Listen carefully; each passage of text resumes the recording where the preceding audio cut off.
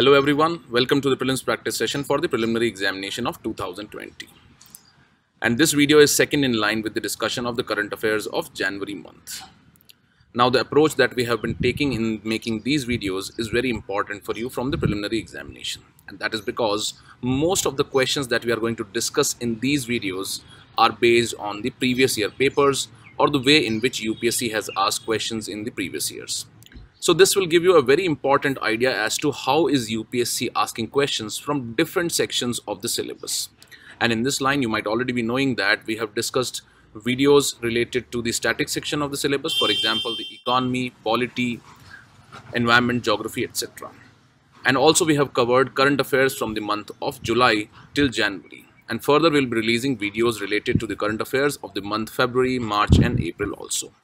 But at the same time, it is very important for you to revise the prelims practice and do more questions from the prelims test series. So do subscribe to the prelims test series of Raus IAS, and you can find free tests related to the current affairs on the e-learn platform of Raus IAS. So now let us start our discussion related to the current affairs of January. So now this first question is related to the International Labour Organization's Convention 190, which is sometimes seen in the news. And if you look at the previous year questions, you will find that a similar question was asked in the preliminary examination of 2018. And this was again related to the ILO's Conventions 138 and 182. So this question reads, the International Labour Organization's Conventions 138 and 182 are related to. And the options that are given are first, child labour. Second is the adaptation of agricultural practices to global climate change. Third is regulation of food prices and food security, and fourth is related to gender parity at the workplace. Now this question was basically asked in the year 2018 because the Union Cabinet had given its approval for the ratification of these two fundamental conventions of the International Labour Organizations. And the first one, that is the convention number 138, was related to the minimum age convention. And this convention number 138 was concerned with the minimum age for the admission to employment. And the 182 number convention was related to worst forms of child labor, and hence it was concerned with the prohibition and immediate action for elimination of the worst forms of child labor, and hence the correct answer that was given here was A, that is child labor. So similarly, if you look at this question, it reads, the International Labour Organization Conventions 190, sometimes seen in the news, is related to. And the options that are given here are first is the child rights, second is the adaptation of agricultural practices to global climate change, and third is elimination of violence and harassment at the workplace, and fourth is gender parity at the workplace. Now the International Labour Organization recently adopted a convention C190, and it is related to the elimination of violence and harassment in the workplaces. So in this case, the correct answer that comes out is C, that is this ILO's Convention 190 is related to the elimination of violence and harassment at the workplaces. Now regarding this C190, you should note that it is the first legally binding international standard for workers to deal with the violence and harassment at the workplaces. And according to C190, everyone has the right to a world of work which is free from violence and harassment.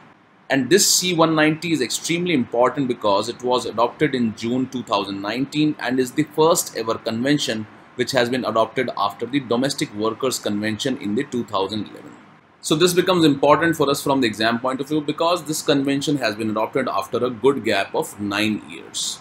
So this highlights that important conventions of important international organizations like the UNFCCC, the International Labour Organization, the United Nations Development Programme, etc. are important for us from the preliminary examination point of view.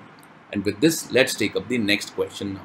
Now the second question is related to an important mission of the Indian Space Research Organization or the ISRO, and this is known as the Audit mission of the ISRO.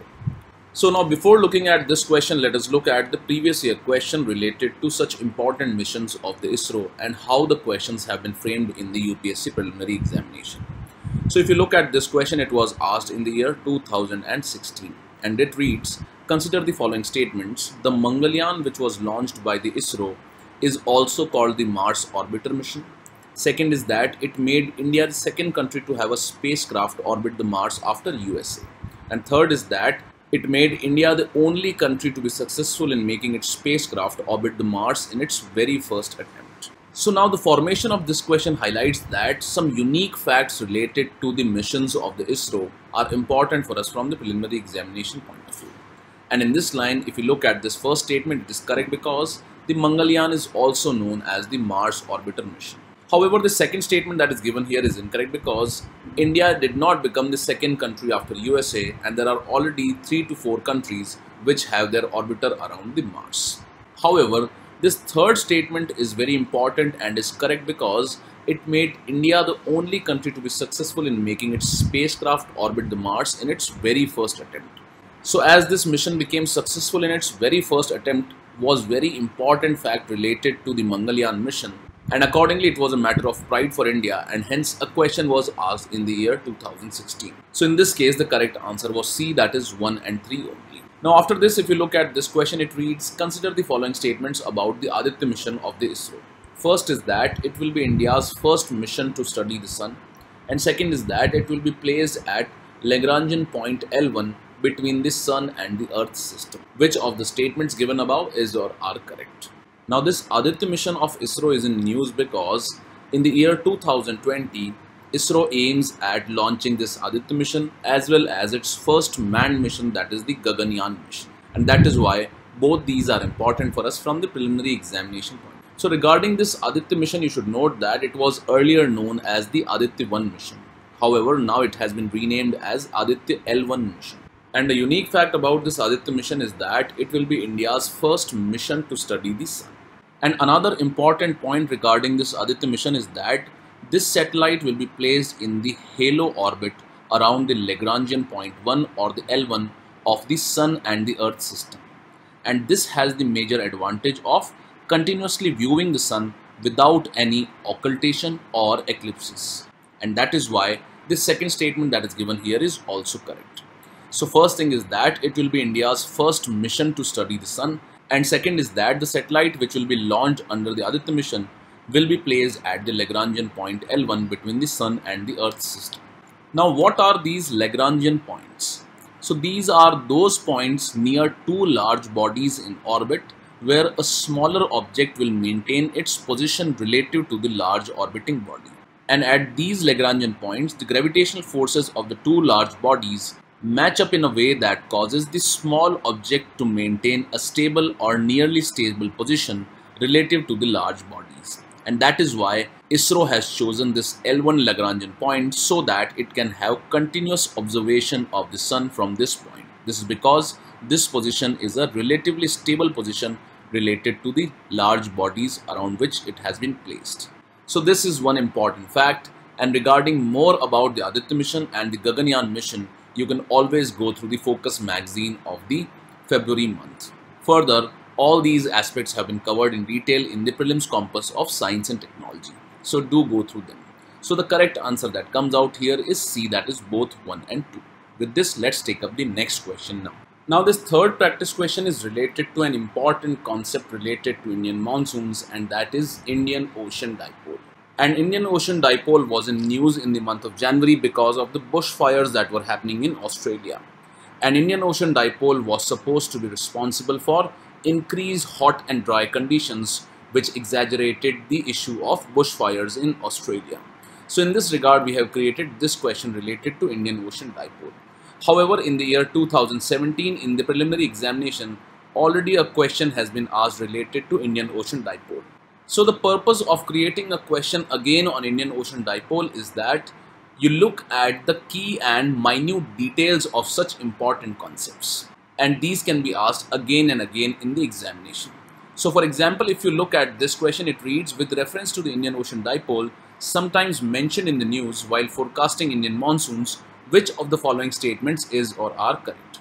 First is that IOD phenomena is characterized by a difference in the sea surface temperature between the tropical Western Indian Ocean and tropical Eastern Pacific Ocean. And second is that an IOD phenomena can influence an El Niño's impact on the monsoon. So now before looking at these questions, let us try and understand some key details about the Indian Ocean Dipole.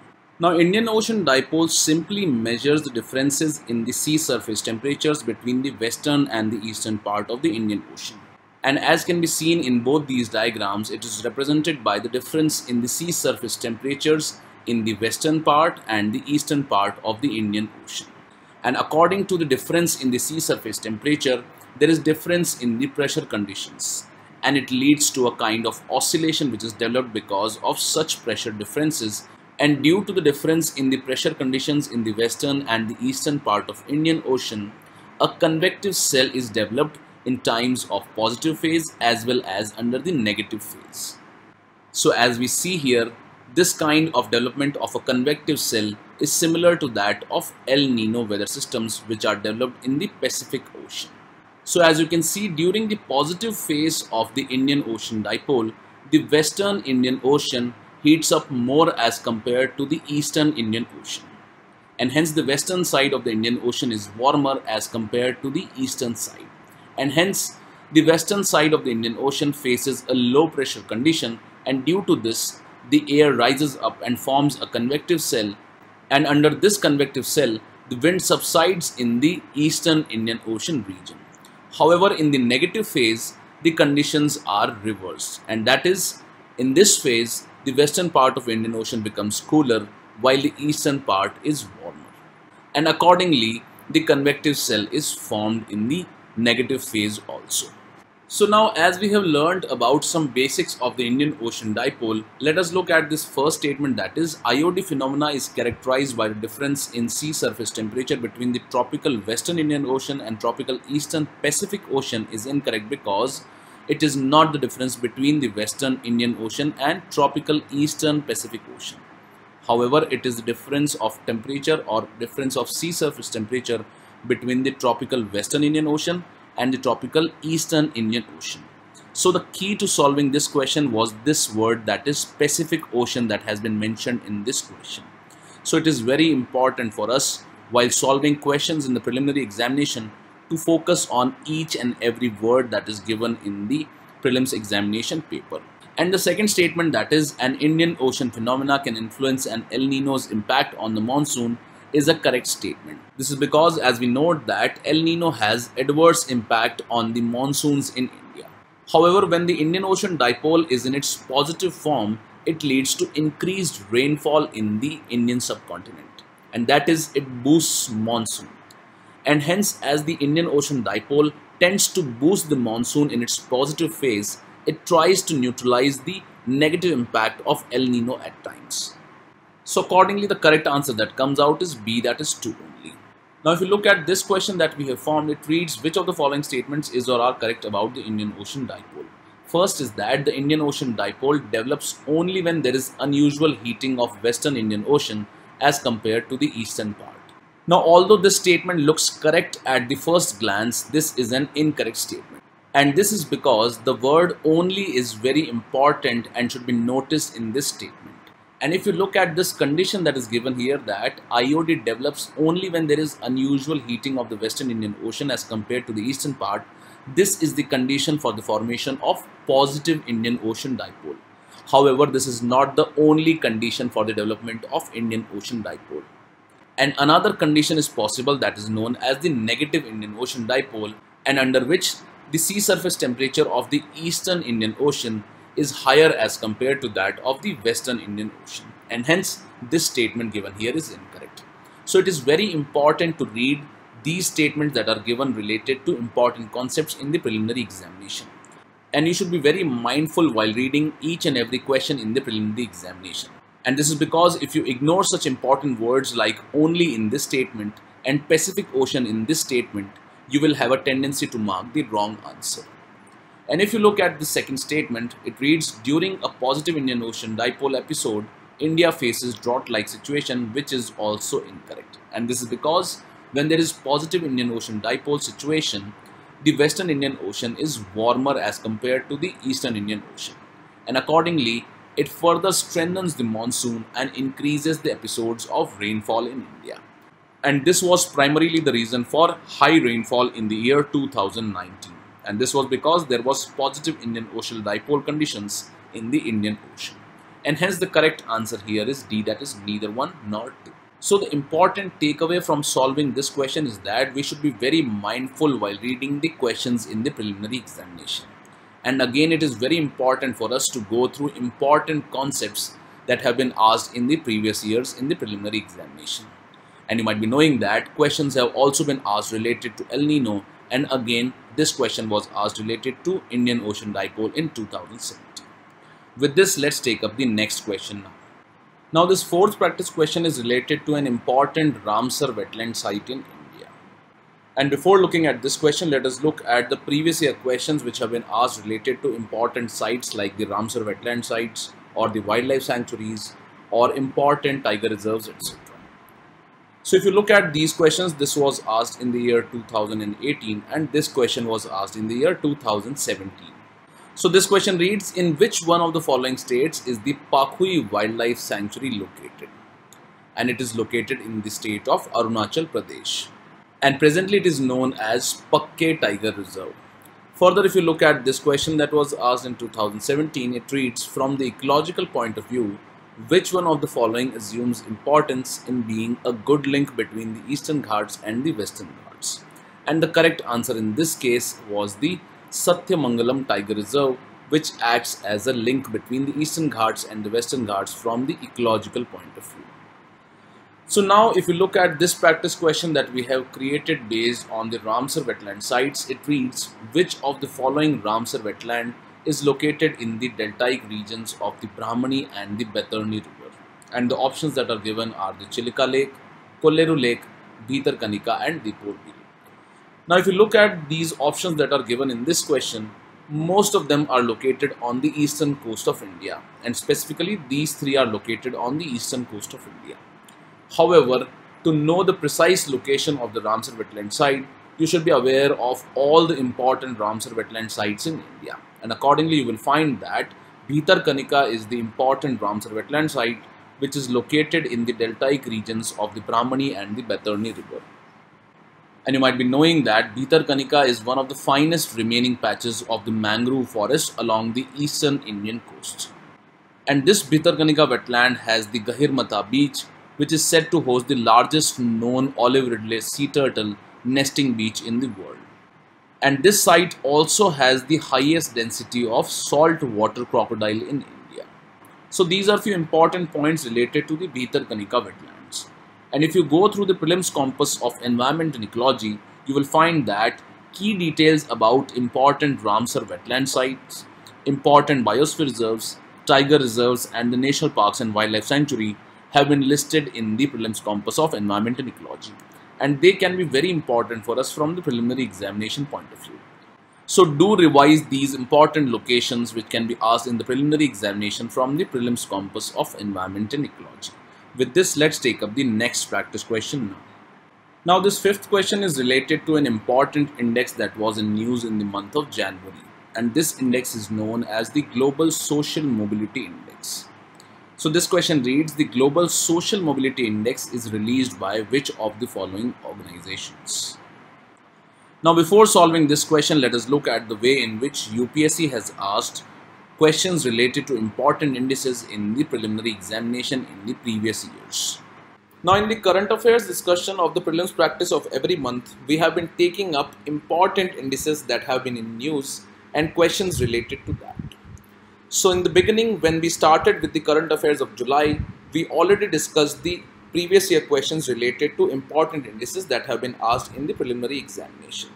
And accordingly, as you can see on this screen, there is a screenshot of the current affairs of July month. And in that we have discussed that question related to global competitiveness report was asked in the year 2019. And again, question based on the ease of doing business was asked in the year 2019 and in the year 2016. And again, this question was related to global gender gap index and it was asked in the year 2015. So this global competitiveness report is published by the World Economic Forum, and again this global gender gap index is also published by the World Economic Forum. Further, regarding this question in the year 2016, it was related to ease of doing business and the body which releases this ease of doing business index. So as we all know that World Bank releases this ease of doing business index. However, the question that was asked in the year 2019 was related to the parameters of this ease of doing business index which is released by the World Bank. So the question read, which one of the following is not a sub-index of the World Bank's ease of doing business? So this question is asking about the sub-index which is not included under the World Bank's ease of doing business, and this should have been clearly noted before solving this question. So as you might all be knowing that it does not include the maintenance of law and order, and hence the correct answer was A. So as you can see, almost every year a question is asked related to important indices and reports. So in this background, all the important indices and reports which have been discussed in this year have been included in the Prelims Compass and have also been discussed in the various Prelims Practice videos.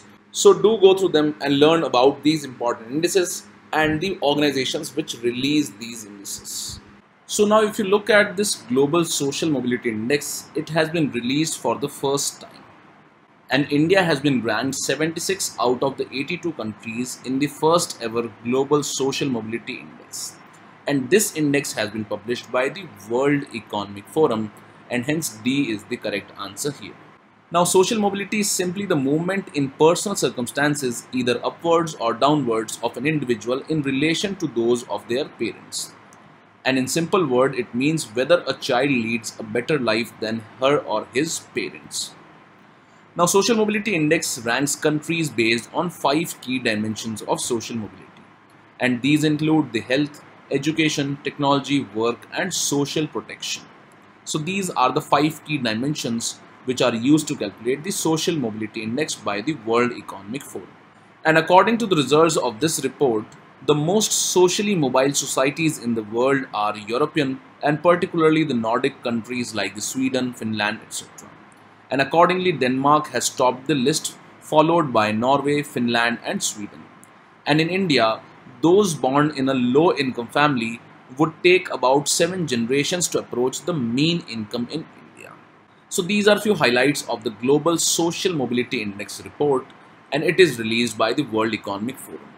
So it is very important to learn about important indices, and majority of the indices which are important for us from the preliminary examination point of view have been listed in the Prelims Compass of Economy section.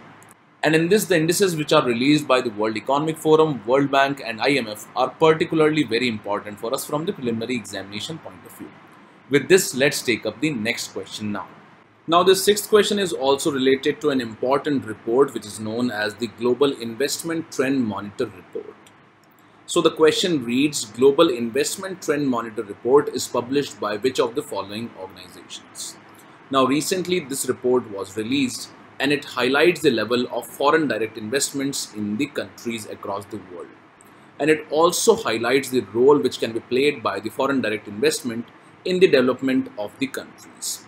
And according to this report, the highest recipient of the foreign direct investment is United States of America, which is followed by China. And India stands at 8th number globally in terms of receiving of foreign direct investment. Now, it is important to note that this report is neither published by the IMF, World Bank, or the World Economic Forum, but it is published by the United Nations Conference on Trade and Development, that is the UNCTAD. So again, this report is important for us from the preliminary examination point of view, as we have seen in the discussion of the previous year questions related to important indices and reports. With this, let's take up the next question now. Now, this 7th question is related to another important current affair from the month of January, and it is related to the Paris Convention on the Industrial Trade. Now, this Paris Convention on Industrial Property was in news in the month of January because the Khadi and Village Industries Commission has highlighted that private sector entities in other countries are misusing its trademarks and symbols such as the charkha, etc. And in order to prevent the misuse of their symbol, for example the charkha, for the first time the Khadi Village Industries Commission has sought international trademark protection of symbol of charkha under the Paris Convention. So from this we understand that it is related to the issue of intellectual property or industrial property. And if you look at the previous year questions in the discussion related to economy, in the part 3 of it, we have discussed 2 important questions related to the intellectual property. One is related to the Protection of Plant Variety and Farmers' Right Act 2001, and also a question that was asked in the prelims examination of 2019. So do go through that video and try and understand these 2 important questions related to intellectual property. One has already been asked in the preliminary examination, And the other question is also related to an important issue related to the Protection of Plant Variety and Farmers' Right Act 2001. So in this context, this question reads, which of the following statements is or are correct about the Paris Convention on Industrial Trade? First is that it is administered by the United Nations Conference on Trade and Development, or the UNCTAD. And second statement is that the Article 6 under the Paris Convention protects armorial bearings, flags and other state emblems of the state party to the Paris Convention, as well as official signs and hallmarks. Now, if you read about the Paris Convention on Industrial Property, you will find that it is administered by the World Intellectual Property Organization, or the WIPO, and it is not administered by the UNCTAD. Now, this Paris Convention was signed in 1883, and it was one of the first intellectual property treaties. And it established a union for the protection of industrial property, and it applies to the industrial property in the widest sense, including the patents, trademarks, industrial designs, utility models, service marks, trade names, geographical indications, etc.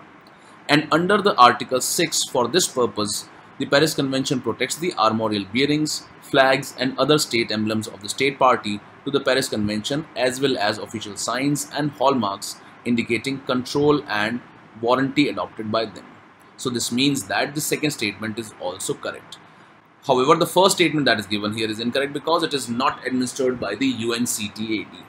Further, the signs published with the World Intellectual Property Organization, or WIPO, under this act are prevented from being registered or used as trademarks across the world without authorization. So this provides particular protection to the trademarks or symbols like the charkha, which are being used by the Khadi Village Industries Commission.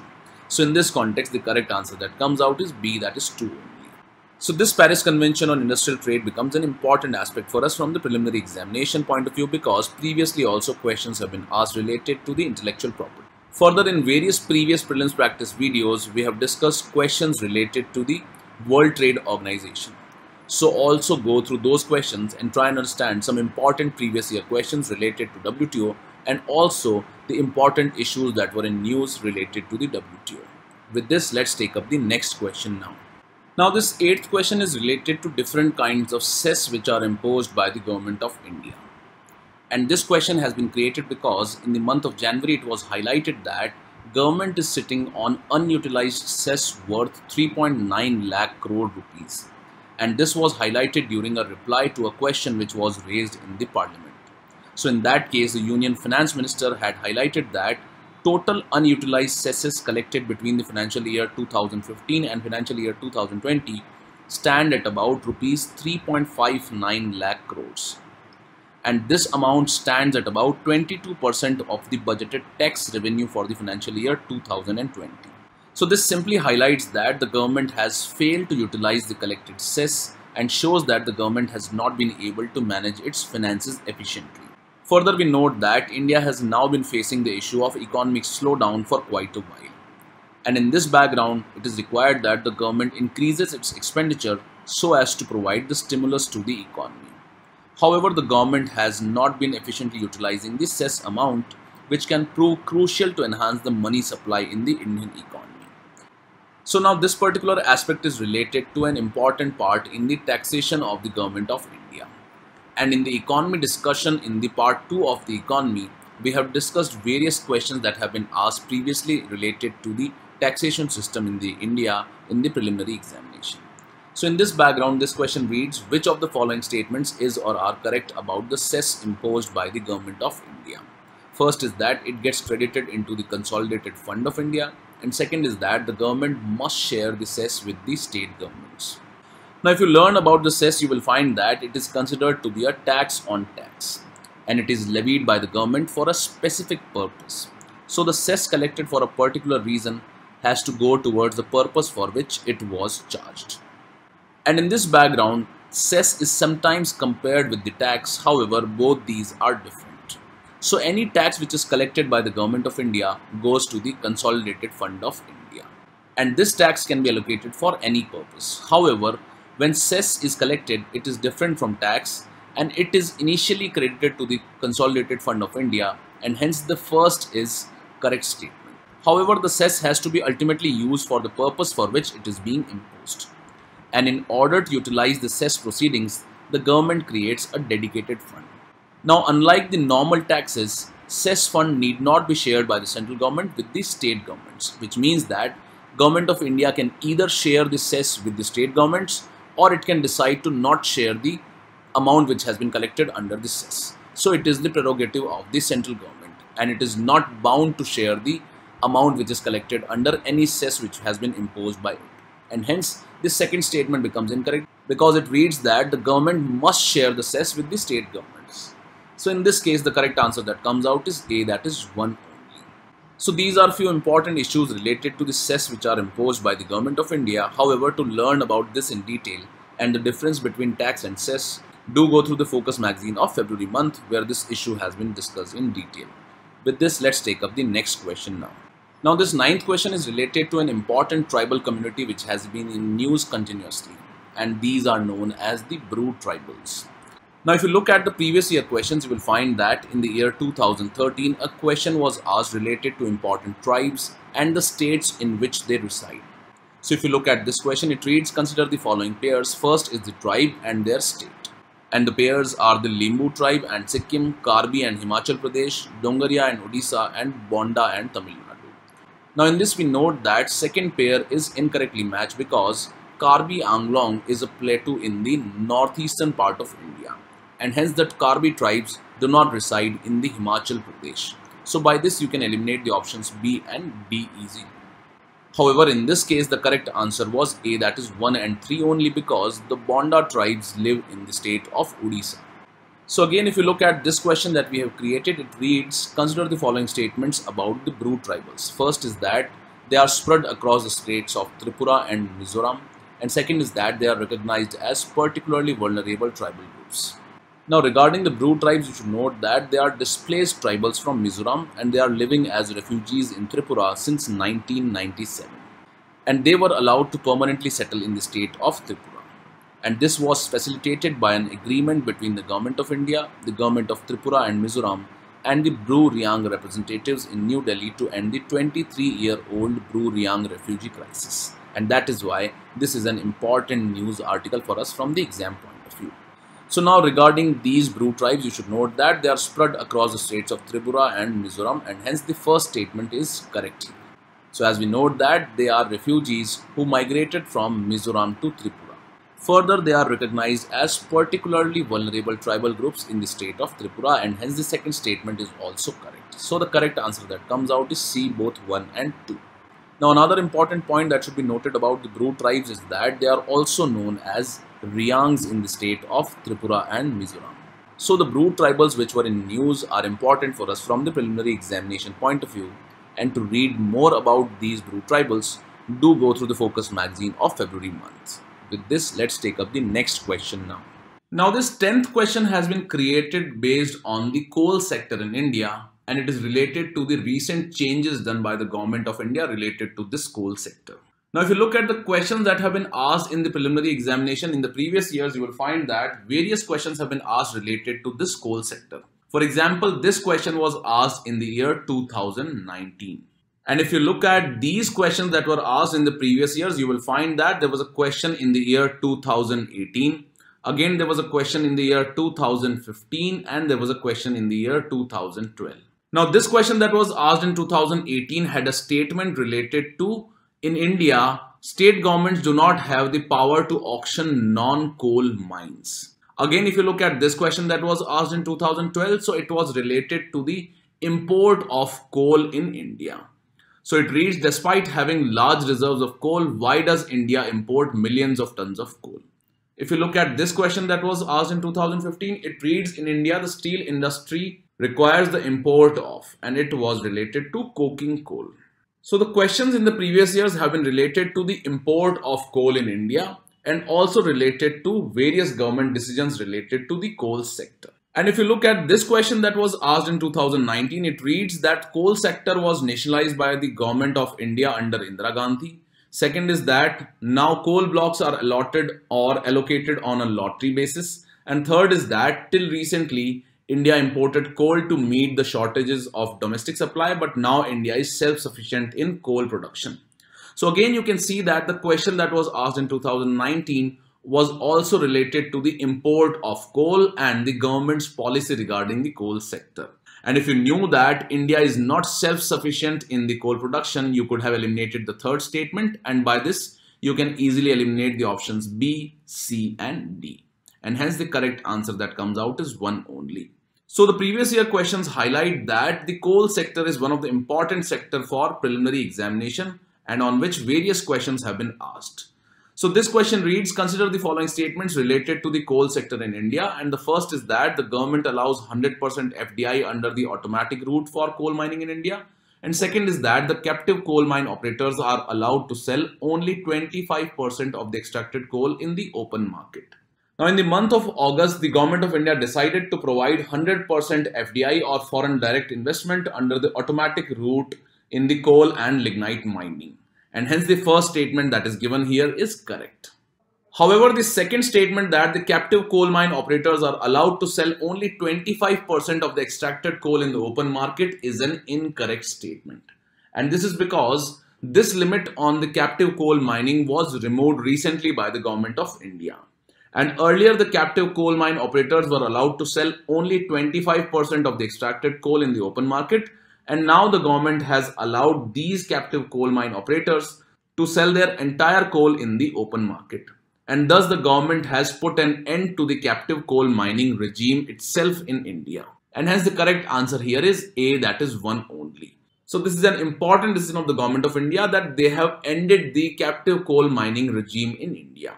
And regarding captive coal mining, you should note that these mines were allocated to various industries who could extract coal from these coal mines and generate electricity for their own use. And they were not earlier allowed to sell the coal that they extract in the open market. And by various policy changes, the government has now ended this captive coal mining regime itself. So these two decisions, that the 100% FDI is now allowed under automatic route for coal mining and there has been an end to the captive coal mining regime in India, are important for us from the preliminary examination point of view. So with this we conclude today's discussion, and by solving these questions you might have got an idea about how UPSC is making questions in its preliminary examination. So accordingly you should approach other current affairs from this perspective.